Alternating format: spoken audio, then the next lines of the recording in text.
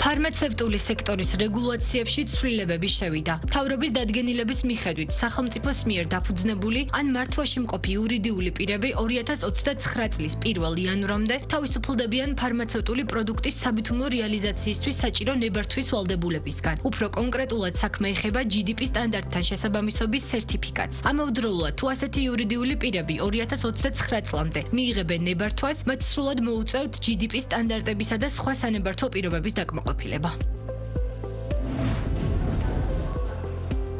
ხელფასის მინიმალური ზღვარის დაწესების მიუხედავად საქმნო პერსონალის შემცირების ტენდენციაა. საქსტატის მონაცემებით საქართველოში 2024 წელს 21300 ექთანი იყო, ექიმები კი 24100. მაჩვენებელი ორივე შემთხვევაში შემცირებულია. შეგახსენებთ, რომ 2023 წლის 1 იანვრიდან ექიმების მინიმალური ანაზღაურება საათში 7 ლარით, ექთნების კი საათში 4 ლარითა და 40 თეთრით განისაზღვრება. რეფორმის შედეგად საყოველთაო ჯანდაცვის პროგრამაში სტაციონალური კომპონენტით ჩართული ყველა კლინიკა ვალდებულია ექიმებისა და ექთნების სახელფასო ანაზღაურება ჯანდაცვის სამინისტროს მიერ წარმოდგენილი მინიმალური ზღვრის გათვალისწინებით დაადგინოს.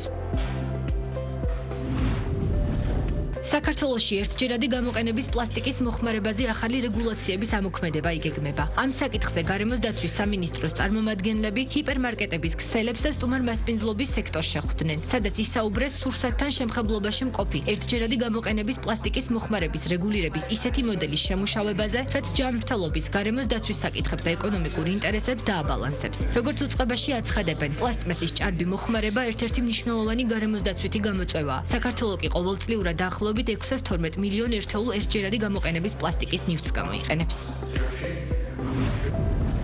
წეროვანში ლაიონ აუქციონის ავტოსადგომზე ამიერკავკასიაში პირველი ამერიკული ავტო აუქციონი გაიმართა. აუქციონზე წარმოდგენილი იყო 10 ავტომობილი, რომელიც დღეს ყველაზე მოთხოვნადია ბაზარზე. აუქციონის მონაწილეებს კი შესაძლებლობა ჰქონდათ სასურველი ავტომობილის საბაზრო ღირებულებაზე 2-3ჯერ ნაკლებ ფასად შეეძინათ. ლაივ აუქციონი პერიოდულობით ყოველ შაბათს გაიმართება. გარდა ამისა, 9 ოქტომბრიდან მომხმარებლებს შესაძლებლობა ექნებათ სასურველი ავტომობილი ონლაინ lionauction.com-ზე შეიძინონ.